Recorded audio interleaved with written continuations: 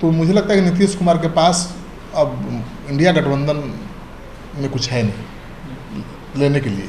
नीतीश कुमार को क्या देगा इंडिया गठबंधन जब पीएम पद के उम्मीदवार बने ही नहीं, संयोजक बने ही नहीं, और 2025 में खुद वो कह चुके हैं कि तेजस्वी यादव के नेतृत्व में चुनाव लड़ेगा इंडिया महागठबंधन जी।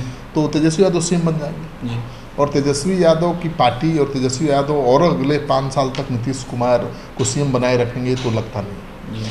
तो फिर नीतीश कुमार के इंडिया गठबंधन के साथ रहने का कोई मतलब नहीं है जी। नीतीश कुमार की जगह कोई भी नेता होता तो शायद नहीं रहता। अमित शाह बिहार दौरे पर थे और कई बातें की है जोरदार भाषण के साथ। उसी में बिहार में मध्यावधि चुनाव की बातें किए हैं और साथ ही लालू और नीतीश के रिश्ते पर भी कई बातें बताई हैं और 2024 लोकसभा जो आने वाला है उसको लेकर भी कई सवाल पनप रहे हैं और उन तमाम बातों को समझेंगे जो सवाल उभर रहे हैं। वरिष्ठ पत्रकार श्रीकांत प्रत्युष जी हैं। सर, जिस प्रकार से अमित शाह भाषण दे रहे थे, पहले तो लालू और नीतीश के रिश्ते को लेकर ही कि एक दूध है तो पानी है, ये दोनों एक नहीं हो सकते हैं, और जो मध्यावधि चुनाव की बातें किए हैं इसको कैसे देखते हैं? देखिए, अमित शाह पर पूरे बिहार के नेताओं की नज़र टिकी हुई थी जी, कहिए देश के नेताओं की नज़र, क्योंकि जिस तरह से पीएम मोदी से मिलकर आए हैं नीतीश कुमार, उसके बाद अटकलों का बाजार गर्म हो गया है और ये अटकलें लगाई जा रही है कि नीतीश कुमार फिर बीजेपी के साथ जा सकते हैं। इसके कई कारण हैं। एक तो कारण ये है कि नीतीश कुमार पीएम पद के उम्मीदवार नहीं बने, इंडिया गठबंधन के संयोजक भी नहीं बने। अगर इंडिया गठबंधन के साथ रहते हैं 2025 में कुर्सी छोड़नी पड़ेगी सीएम की, तो मुझे लगता है कि नीतीश कुमार के पास अब इंडिया गठबंधन में कुछ है नहीं लेने के लिए। नीतीश कुमार को क्या देगा इंडिया गठबंधन जब पीएम पद के उम्मीदवार बने ही नहीं, संयोजक बने ही नहीं, और 2025 में खुद वो कह चुके हैं कि तेजस्वी यादव के नेतृत्व में चुनाव लड़ेगा इंडिया महागठबंधन जी। तो तेजस्वी यादव सीएम बन जाएंगे जी। और तेजस्वी यादव की पार्टी और तेजस्वी यादव और अगले 5 साल तक नीतीश कुमार को सीएम बनाए रखेंगे तो लगता नहीं जी। तो फिर नीतीश कुमार के इंडिया गठबंधन के साथ रहने का कोई मतलब नहीं है। नीतीश कुमार की जगह कोई भी नेता होता तो शायद नहीं रहता। तो क्या इसकी संभावना तेज है कि नीतीश कुमार अब पाला बदलेंगे? तो सबकी नज़र थी कि अमित शाह क्या बोलते हैं, क्योंकि अमित शाह पिछली बार जब आए थे बिहार दौरे पर तो उन्होंने कहा था कि बीजेपी के दरवाजा नीतीश कुमार के लिए बंद है। इस बार उन्होंने ऐसा एक भी बार नहीं बोला। नीतीश कुमार से ज़्यादा वो लालू यादव पर हमलावर रहे हैं, आपने देखा हो जी। लालू यादव, उन्होंने कहा कि नीतीश कुमार अब इनएक्टिव हो गए, लालू यादव एक्टिव हो गए। मतलब लालू यादव एक्टिव हो गए हैं तो नीतीश कुमार इनएक्टिव हो गए हैं। उनका कहने का मतलब ये है कि बिहार की जो कानून व्यवस्था है खराब इसलिए है कि लालू यादव एक्टिव हो गए। वो लालू यादव तेजस्वी यादव पर ही निशाना साधते हुए नजर आए जी। भ्रष्टाचार को लेकर के भी जमकर हमला किया जी। तो अब पशुपति पारस मंत्री हैं केंद्र में जी, और उन्होंने भी कहा कि नीतीश कुमार को आना चाहिए इंडिया के साथ, उनके आने से इंडिया मजबूत होगा। तो क्या जो दिल्ली में जो मुलाकात हुई नीतीश जी की नरेंद्र मोदी से, तो ये बातें जो चल रही है कि कई खिचड़ी पक रहे हैं भाजपा और जदयू के शीर्ष नेताओं के बीच में, इन बातों पर क्या मुहर मान लिया जाए या देखिए छोड़ दिया जाए? इसमें सच्चाई क्या है तो नीतीश कुमार ही बताएंगे जी जी, और पीएम मोदी बता पाएंगे जी। नीतीश कुमार क्या करेंगे ये कोई नहीं जानता है, नीतीश कुमार ही जानते हैं जी। लेकिन जो एनडीए के नेता हैं या महागठबंधन के नेता हैं, दोनों के बीच ये चर्चा जरूर है कि नीतीश कुमार कोई बड़ा फैसला ले सकते हैं, क्योंकि सबको लग रहा है, चाहे एनडीए का नेता हो या इंडिया गठबंधन का नेता, कि नीतीश कुमार के लिए कुछ है नहीं अब इंडिया गठबंधन में। नीतीश कुमार ने ही विपक्ष को गोलबंद करने का अभियान शुरू किया जी। पहली बैठक पटना में ही हुई। आरजेडी ये कहते थकती नहीं थी कि नीतीश कुमार पीएम बनेंगे, तेजस्वी सीएम बनेंगे जी। परिस्थिति बदलती गई और तेजस्वी यादव ने कहना शुरू कर दिया कि ना हमको सीएम बनने की जल्दी है और न नीतीश कुमार को पीएम बनने की जल्दी है जी। तो स्टैंड बदल गया जी। लालू यादव ने राहुल गांधी को आगे कर दिया जी, उनको दुल्हा बता दिया जी। तो इन सारी बातों को लेकर अटकलों का बाजार गर्म है। देखिए, नीतीश कुमार के साथ अंदर खाने से राजद कोई बड़ा खेल कर रही है कांग्रेस के साथ मिलके, ये भी एक सवाल। कांग्रेस को हो सकता है नीतीश कुमार पर भरोसा ही नहीं हो, लालू यादव को भरोसा ही नहीं हो जी। संयोजक तो बहुत बड़ा पद होता है जी, और शायद इसलिए वो बनाना नहीं चाहते हैं कि कभी भी ये बीजेपी के साथ जा सकते हैं जी। और पूरी मुहिम जो है विपक्ष की टाइपिस हो सकती है जी। तो लेकिन जब इतना विश्वास करिएगा तो नीतीश कुमार क्यों आपके साथ बने रहेंगे जी।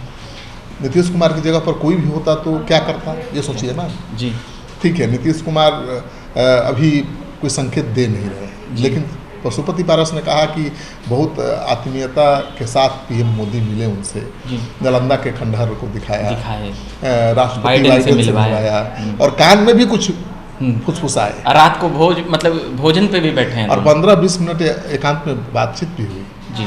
तो जब एनडीए के नेता ही सोच रहे हैं कि नीतीश कुमार आ सकते हैं तो फिर दूसरे भाजपा के प्रवक्ता भी बड़ा, अब पहले से अपेक्षा जो 2 महीने से जो सुर है, मिले सुर हमारा तुम्हारा, मगर इसी के बीच जो मिथिलांचल में लगभग आधा दर्जन सीटें, 5 सीटें हैं, उस पर मेन फोकस यह माना जा रहा है कि जो वहाँ पर कमजोर रही है भाजपा, या कह सकते हैं कि दरभंगा को अगर छोड़ दे तो देखिए मिथिलांचल की घटक दल जीतती रही है, मगर भाजपा की ज़्यादा सीटों पर नीतीश कुमार की पार्टी ही चुनाव लड़ती रही जी।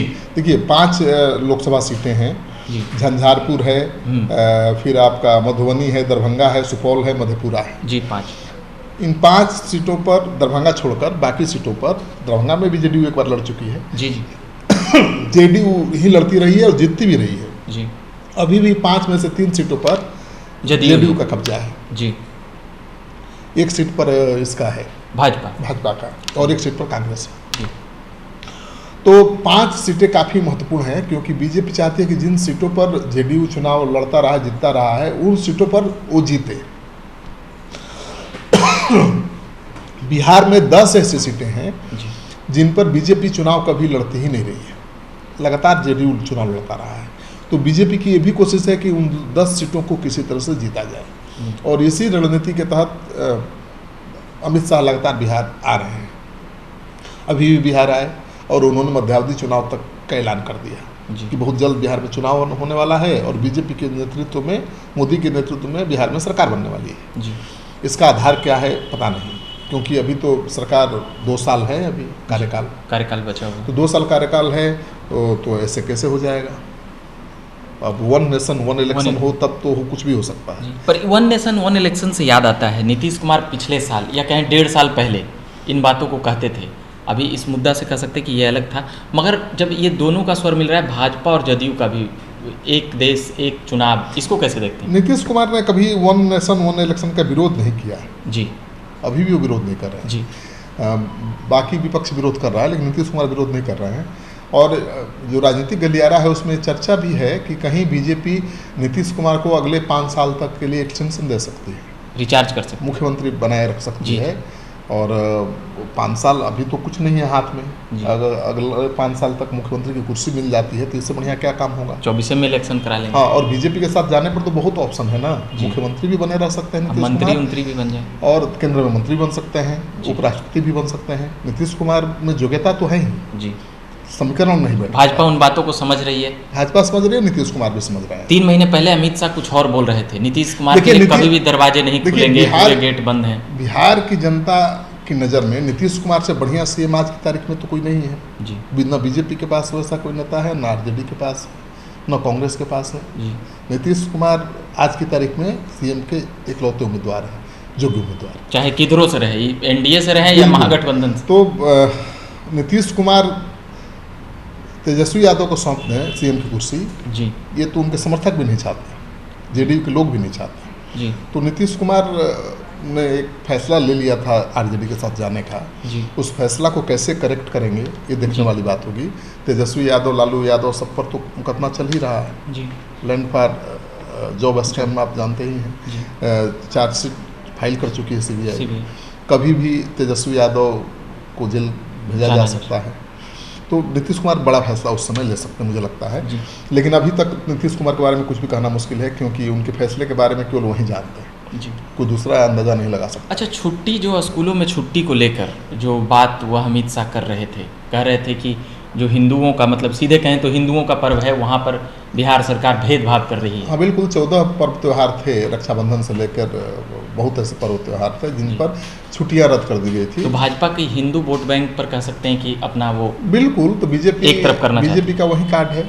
विपक्ष यही आरोप लगा रहा है कि ये माहौल खराब कर रहे हैं बिहार आकर जी, और ये चाहते हैं सांप्रदायिक ध्रुवीकरण जी। तो बीजेपी के पक्ष में ज़्यादा बहुसंख्यक इसलिए गोलबंद हैं, चाहे उसका साथ हैं, क्योंकि जो महागठबंधन के नेता है या इंडिया गठबंधन के घटक दल के नेता हैं वो प्रो मुस्लिम ज़्यादा दिखते हैं। जी, सनातन पर भी और बिल्कुल, टीका पर और जिस तरह से राम पर विवादित बयान लगातार उनके आ रहे हैं रामचरितमानस पर, सनातन धर्म को लेकर, उसको लेकर भी आक्रोश बढ़ता जा रहा है। तो जो बीजेपी चाहती है वही इंडिया गठबंधन के नेता कर रहे हैं। जी, मुझे लगता मतलब है फुल टॉस दे रहे हैं उड़ाने के लिए बॉल। बिल्कुल। तो मुझे लगता है कि इंडिया गठबंधन को और चुनौती देना है, मजबूती के साथ लड़ना है, तो अपनी जुबान पर लगाम लगाना पड़ेगा जी, और बहुसंख्यक हिंदुओं को नाराज नहीं करना होगा। जी। चलिए, तो ये बात कर रहे थे, हम सारी बातें समझ रहे थे अमित शाह का जो झंझारपुर में बिहार में जो दौरा हुआ उसको लेकर वरिष्ठ पत्रकार श्रीकांत प्रत्युष जी से।